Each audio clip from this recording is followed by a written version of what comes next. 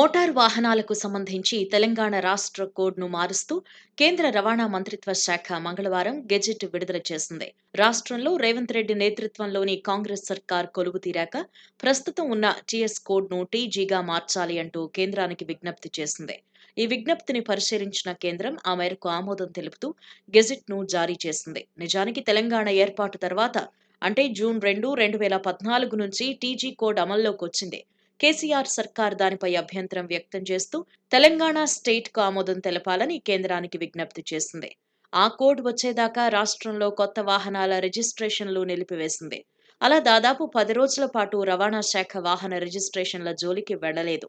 నిజానికి తెలంగాణ ఉద్యమ సమయం నుంచి టీజీ కోడ్ డిమాండ్ ఉండేది. అప్పట్లో చాలా మంది ఉద్యమకారులు తమ వాహనాలకు ఏపీ అని ఉన్న రిజిస్ట్రేషన్ ప్లేట్లకు టీజీని అతికించారు. అయితే కేసీఆర్ సర్కార్ మాత్రం టీఎస్ వైపే మొగ్గు చూపింది. అంతేకాదు పత్రికల్లో కూడా రాష్ట్రం ఏర్పడ్డ తొలినాళ్లలో తెలంగాణకు బదులుగా టీజీ అనే పొడి అక్షరాలను వినియోగించడంపై కూడా కేసీఆర్ సర్కార్ అభ్యంతరం వ్యక్తం చేసింది. టీజీ కాకుండా టీఎస్ ను వాడాలని కోరుతూ పత్రికలు, ఎలక్ట్రానిక్ మీడియాకు సీఎస్ ద్వారా లేఖలు పంపింది. ఇక ఇప్పుడు టీఎస్ కాస్త టీజీగా మారబోతోంది. ఈ నేపథ్యంలో రాష్ట్రంలో ఇప్పటికే రిజిస్టర్ అయిన పాత వాహనాల పరిస్థితి ఏంటని వాహనదారుల్లో అనుమానాలు వ్యక్తమవుతున్నాయి. గత సంవత్సరం నవంబర్ 30 నాటికి రవాణా శాఖలో తెలంగాణ వ్యాప్తంగా రిజిస్ట్రేషన్ చేసుకున్న వాహనాలు 1,50,00,000కు పైగా ఉన్నాయి. అంతేకాకుండా ఇప్పటికీ ఏపీ పేరిట రిజిస్ట్రేషన్ అయిన వాహనాలు తెలంగాణలో భారీ సంఖ్యలో ఉన్నాయి. చాలా మంది ఉమ్మడి రాష్ట్రంలో కొనుగోలు చేసిన వాహనాలను ఆంధ్రప్రదేశ్ పేరుతోనే తిప్పుతున్నారు.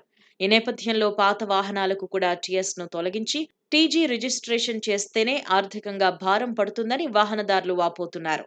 అలా కాకుండా తప్పనిసరిగా మార్చాలి అంటే రవాణా శాఖ కార్యాలయాల్లో భారీగా క్యూలైన్లు ఉండే అవకాశం ఉంటుందని, అదొక సమస్యగా మారుతుందని ఆందోళన చెందుతున్నారు. ఒకవేళ పాత వాహనాలను టీజీ పేరిట రిజిస్ట్రేషన్ చేసే క్రమంలో తమపై ఆర్థిక భారం పడకుండా చూడాలని ప్రభుత్వాన్ని విజ్ఞప్తి చేస్తున్నారు.